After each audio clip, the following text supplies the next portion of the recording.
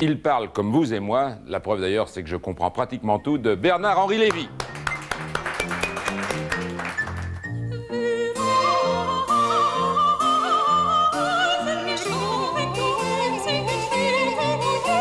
Une de vos questions, allons-y.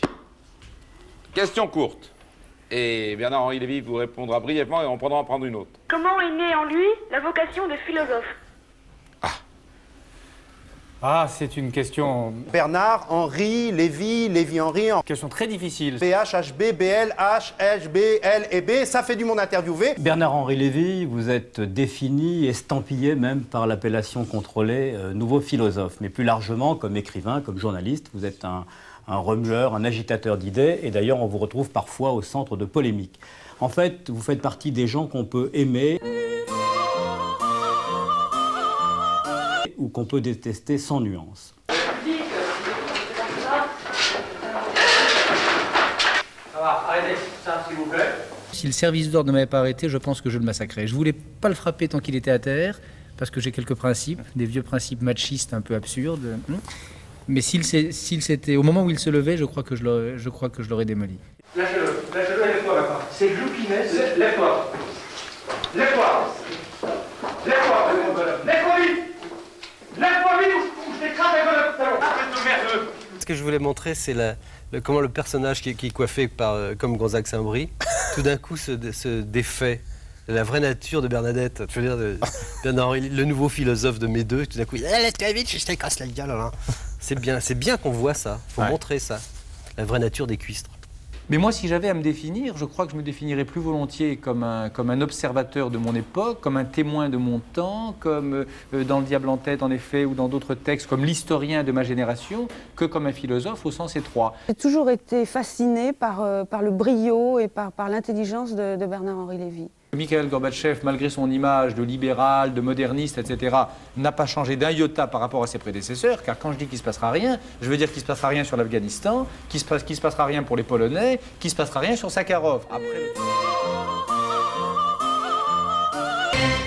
Pour que cessent définitivement les combats en Yougoslavie, BHL a décidé de frapper un grand coup. Il va faire ce que jamais il n'avait fait, une chose impensable, incroyable. Il va mettre une chemise à carreaux. Le monde ébahi pose immédiatement les fusils et si ça ne suffit pas, il a même la casquette à carreaux qui va avec. BHL est plus qu'un intellectuel, c'est un vrai combattant. C'est quand même pas tous les jours qu'on a l'occasion de rencontrer un philosophe, donc un sage par définition. Sûrement. Oui, mais qui réclame la guerre. Ah oui, en l'occurrence, oui. La vraie guerre, hein, l'envoi des bombardiers. Sûr, oui. 1942, la Grande Allemagne. 1992, la Grande Serbie. Les Serbes ont fait de la purification ethnique, c'est-à-dire du nazisme au rabais, et on dit qu'on prépare un pays qui ressemblera à la Suisse. C'est dégueulasse. Solution politique, il faudrait. L'humanitaire, il faut. Le militaire, il faudra. Commandant. Ouais, pareil. Faut leur péter la gueule. Avec la guerre contre la Serbie qu'il réclamait depuis 1992, BHL est réapparu sur les antennes en direct de Tirana cette semaine. L'occasion d'aller vérifier avec lui s'il est aussi exaspérant que ça et aussi bon qu'on le dit. C'est ça d'ailleurs qui est étrange chez Milosevic. C'est comme si c'était une espèce de concentré de l'horreur du siècle. C'est le fascisme, c'est le communisme, c'est les déportations, c'est les camps. C'est tout ça à la fois, comme une espèce, à la fin du siècle, comme une espèce, non pas de best-of, mais de worst-of. Le jour et la nuit, le premier film de fiction de Bernard-Henri Lévy. J'ai fait en effet le film dont je rêvais peut-être quand j'étais môme. Qui réunit Alain Delon, Lorraine Bacal, Ariel Dombal. Il y a beaucoup de scènes très... Il y a beaucoup de cul, on m'a dit. Il y a beaucoup de cul, voilà. Il y a un peu de cul. Un tournage au Mexique pour le réalisateur philosophe. Au Mexique, il y a des corps nus, il y a de la sueur, il y a de la poussière. Pour raconter l'histoire d'un écrivain en fin de course, une sorte d'Hemingway, réfugié à Cuernavaca.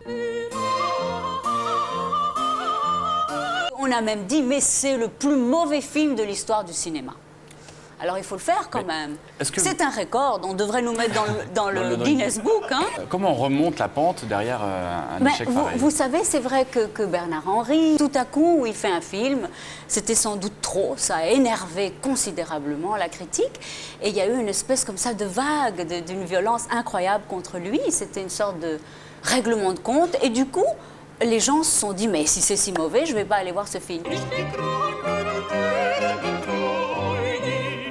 Doit-on exercer le devoir d'ingérence en Sierra Leone pour faire cesser les massacres? L'ONU a-t-elle les moyens d'empêcher la folie meurtrière en Angola? Jusqu'à quand l'Europe laissera-t-elle Milosevic perpétrer ses crimes au Kosovo? C'est ma guerre. Je dois dire les mots.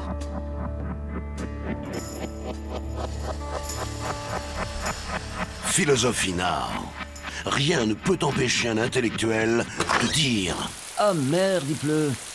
Ariel, il est où mon kawaii jaune, celui que j'avais à la boule? C'est vrai que j'aime bien faire du cinéma et que j'aime bien les jolies femmes, et à commencer par la mienne. Mais c'est vrai aussi que quand je crève d'horreur et de rage de ce qui se passe en Bosnie, je ne reste pas le cul sur ma chaise, comme beaucoup de commentateurs et d'intellectuels narquois, je vais là-bas. Et je prends le risque, alors bon, le risque intellectuel en tout cas, de le faire. Vous connaissez la phrase de Sartre qui dit qu'à partir de 40 ans, un homme est responsable de sa gueule. Oui. Moi je crois qu'à partir de 30 ans, on est responsable de sa marionnette. On est responsable de l'image qu'on produit de soi. Et je ne me plains pas. Bernard Henry, attendez-moi! Oh, je n'en peux plus de ces tartes à la crème et de ces nouveaux beaufs. Oh, mais qu'est-ce donc que ces nouveaux beaufs, Bernard Henry? Bien, il y avait les beaufs. Côté patron de bistrot avec moustache, berger allemand et tricot de corps. Oh. Ceux contre qui nous nous insurgions. Les beaufs, quoi. Oui, les gens. Si vous voulez. Eh bien, ils n'existent plus. Oh, c'est bien, Bernard Henry, vous avez gagné. Bien sûr, mais le nouveau beauf a pris leur place. Il est jeune, s'habille en vin, il travaille dans la com, il est cadre dynamique, il est plein de morgue, d'humour décalé et d'égocentrisme grossier. Ne croit en rien. Le nouveau beauf n'a pour culture que celle d'entreprise. Il cultive l'art du mauvais goût. Il n'a pas d'engagement, il se moque de ceux qui en ont. Il raille toute valeur morale. Des sortes de nihilistes adeptes de Pissarra? Bon, ce serait trop beau. Pour eux, tout passe par la dérision. On ne peut rien leur dire, ils vous répondent par un paix ou un rot. Bref, ils sont modernes. Oui, bien sûr, je comprends. Le beauf, ancienne formule, regarde TF1 et le nouveau regarde Canal+. Exactement. C'est exactement ça. Mais Bernard Henry, pourquoi sommes-nous ici? C'est plein de ces nouveaux beaufs. Oui, mon aimé, mais... Voyez-vous, ce sont eux qui achètent mes livres.